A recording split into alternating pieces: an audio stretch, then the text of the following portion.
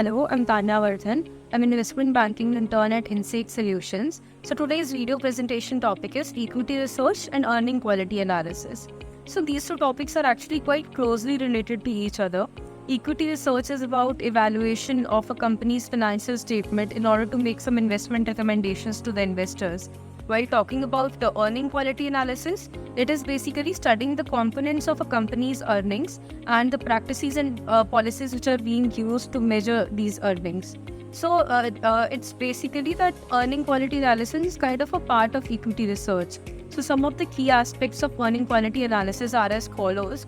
First of all, it involves revenue recognition and expense recognition. So revenue recognition is basically studying about the revenues of a company and any other thing which is related to it. For example, if there is any risk of revenue manipulation, etc., all of this will be considered under here.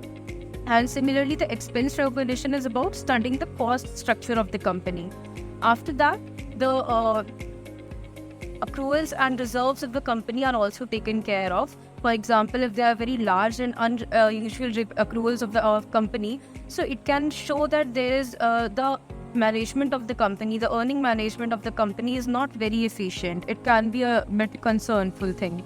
After that, a comparative analysis is also done where the earnings of the company are compared with the historical trends of the industry.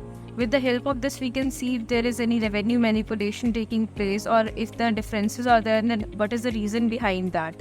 So cash flow analysis is also done so that if there is any discrepancy between the earnings of the company and the cash flow patterns, then it can indicate a very major red flag for the company, and such things should be considered by the managers. At the end, the non-recurring expenses should also be taken care of because such things can definitely distort the revenue of the company. For example, if there is any single time loss or profit, so such things can definitely impact the revenue of the company. So this is what I understood about earning quality analysis. That's it. Thank you.